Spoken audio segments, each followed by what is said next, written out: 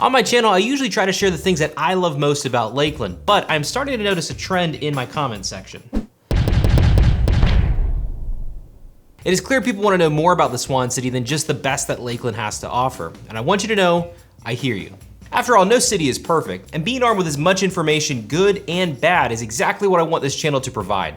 So with your comments in mind, I'm gonna be making this video on the things that most real estate channels are too afraid to share. These are gonna be the things that I dislike most about Lakeland.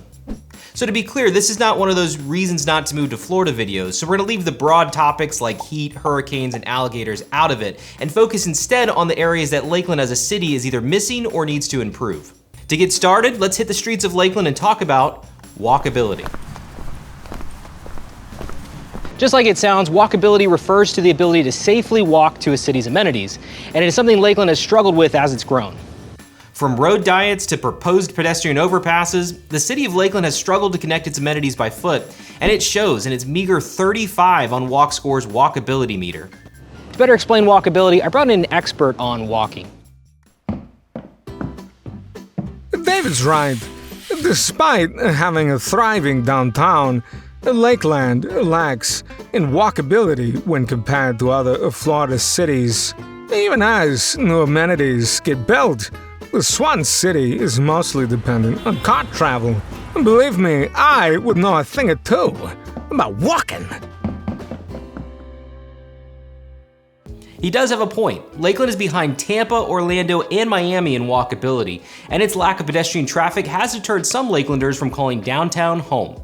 And that brings me directly to my second dislike, downtown living. Lakeland is already dealing with a housing shortage, and if you focus on those that want to stay in the heart of the city, that shortage is magnified. Lakeland is far behind in downtown housing options, and is preventing it from becoming a new urban center for Florida. The new Meriton complex was a nice addition, but not everybody wants to rent. And Lakeland's lack of downtown condos or single-family houses really puts the city's amenities out of daily reach. Another factor is a lack of daily necessities for those that do live downtown. What good is living in the heart of the city if you have to drive to go get your groceries and household items? We are just now getting the city's first bodega, and that won't even be enough to meet demand. To be able to fully take advantage of the city's great amenities, I feel Lakeland should embrace downtown living and put more focus on providing housing to those that want it, not just luxury apartments.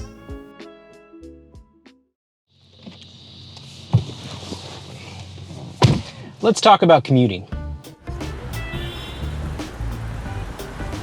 Yes, Lakeland's central location makes it great to visit both the East and West Coast, but its dependency on one interstate makes it a bear for daily commuters. Anyone who has lived in Central Florida long enough knows I-4 can either be a breeze or a parking lot. With the home of the mouse on one side and Tampa on the other, traffic and congestion are inevitable, making daily drive times pretty erratic. The Polk Parkway is great for inner-city commuting, and overall Lakeland has very low traffic. But if you're having to drive to either Tampa or Orlando every day, depending on I-4 can really make your daily commute a nightmare.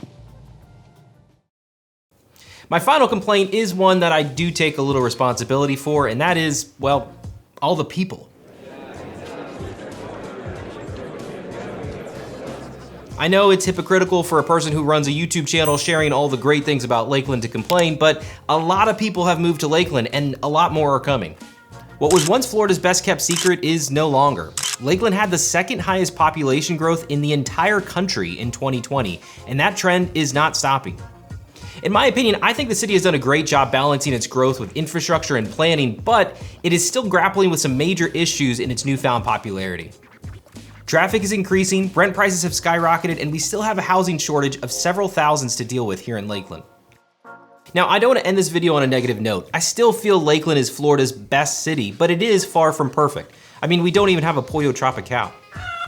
In all seriousness, even with its faults, Lakeland truly is a one-of-a-kind city that has managed its growth responsibly. The issues I mentioned are annoying, but I take comfort in knowing they are on the mind of city leaders.